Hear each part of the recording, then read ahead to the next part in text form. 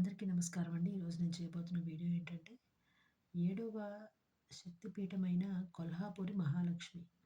నమస్తేస్తు మహామాయే శ్రీపీఠే సురపూజితే శంఖచక్ర గదాహస్తే మహాలక్ష్మి నమోస్తుతే. ఈ లక్ష్మీ అష్టకాన్ని ఇక్కడ ఎందుకు చెప్పడం జరిగిందంటే గనక, అమ్మవారికి ఆహ్, 4 హస్తాలు ఉంటాయంటండి. ఈ యొక్క శక్తిపీఠంలో అమ్మవారి వర్ణన చేయడం జరిగింది కొంతమేర. చేసిన వరకు మాత్రం అమ్మవారు ఎలా ఉంటారంటే గనక, అమ్మవారు సింహాసనం మీద అధిష్టాన దేవతగా ఆహ్, ప్రశాంతమైన వదనంతో కూర్చొని శంఖము, చక్రము, గద అలాగే అభయహస్తముతో అమ్మవారు ఆహ్, భక్తులకి మాయ నుంచి విముక్తిని కలిగించే దేవతగా ప్రశాంతమైన వదనంతో కూర్చొని ఉంటారంట. అలాంటి అమ్మవారికి నమస్కారము అని చెప్తున్నారండి. అలాగే అష్టాదశ శక్తిపీఠాల్లో ముఖ్యమైన శక్తిపీఠం కొల్హాపురి మహాలక్ష్మీదేవి శక్తిపీఠంగా చెప్పబడింది. ఇక్కడ ఇక్కడ చిన్న దానం చేసినా కూడా అది పెద్ద మేరు పర్వతం అంత మేలు చేస్తుందని ఆర్యోక్తి అంటండి.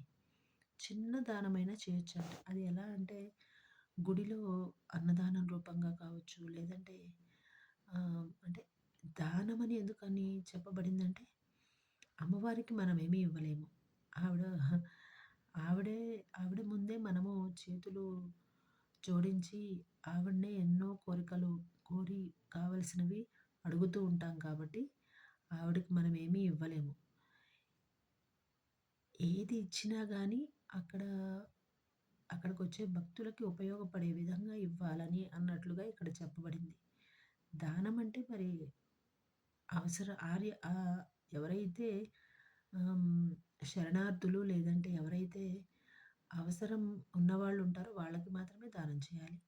కాబట్టి అక్కడ వచ్చే భక్త జనానికి ఏదైతే అవసరమో ఉంటుందో నీరు కావచ్చు, భోజనం కావచ్చు, లేదంటే ఇంకేదైనా అట్లా ప్రసాదానికి కావచ్చు, అలా ఏది అవసరం ఉంటుందో అక్కడికి వచ్చే వాళ్ళకి, లేదంటే అక్కడ కొందరు గుడిలో దర్శనానికొచ్చి కొందరు ఒక రోజు నిద్ర చేస్తూ ఉంటారు. అలాంటి వాళ్ళకి బెడ్స్ కావచ్చు, లేదంటే రూమ్స్ కట్టడానికి ఏదైనా మెటీరియల్ కావచ్చు, కన్‌స్ట్రక్షన్ కోసం ఏదైనా మెటీరియల్ కావచ్చు, అలా ఏదో ఒక రకంగా గోరంత చేసినా ఆ ఒక పుణ్యక్షేత్రంలో కొండంత చేసినంత లాభం ఉంటుందంట. ఫలితం ఉంటుందని చెప్తున్నారు. ఎలా చెప్తున్నారు అంటే గనక ఇక్కడ అమ్మవారి విగ్రహం గురించి చెప్పబడిందండి. అమ్మవారి పూర్వనామము కరవీర అని చెప్పబడింది. ఈ క్షేత్రం పేరు గూడా కరవీర పట్టణంగా ఉండేదట. తర్వాత కొల్హాపురి అని మారిందట. ఈ యొక్క క్షేత్రము సముద్ర మట్టానికి 550 అడుగుల ఎత్తులో ఉంటుందట.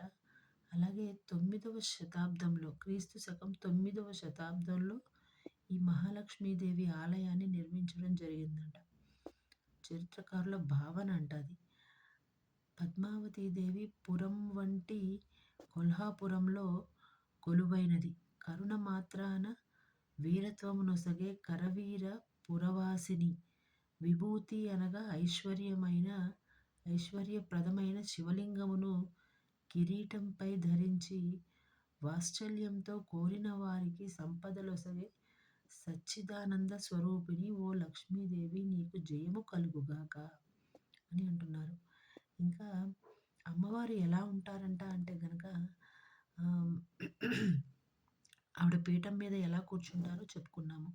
అలాగే ఆవిడ హస్తాలలో ఏముంటాయి అంటే గనక ఒక చేతిలో ఒక పైన ఉండే కుడి చేతిలో శంఖం ఉంటుందట. కింద ఉండే కుడి చేయి అభయహస్తంతో ఉంటుందట. అలాగే ఇక్కడ ఇవ్వబడిందండి. 4 చేతులు ఉంటాయట. అలాగే 4 చేతుల్లో ఏముంటాయని ఇక్కడ ఇవ్వబడింది. కింద ఉండే కుడి చేతిలో మాది ఫలం అట అది. పైన ఉండే కుడి చేయి ఏముంటుందంట అంటే గనక పెద్ద గద ఉంటుందట.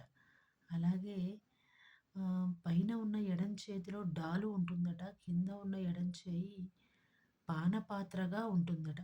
అలాగే అమ్మవారి శిరస్సు మీద నాగ పడగతో కూడిన ఒక శివలింగం యోని ముద్ర వేసి ఉంటుందట.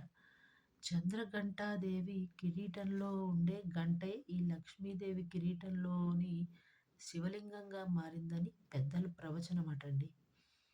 అత్రి అనసూయల పుత్రుడైన సద్గురు దత్తాత్రేయుడు ప్రతిరోజు మధ్యాహ్నం ఈ లక్ష్మీదేవి వద్దకు వచ్చి భిక్షాటనను స్వీకరించేవాడట.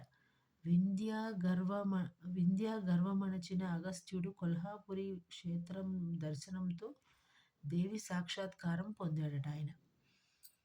వందే పద్మకరాం ప్రసన్నవదనం సౌభాగ్యదాయిని వందే కరవీర పురస్థిత మహాలక్ష్మి మానసార్చిత వందనం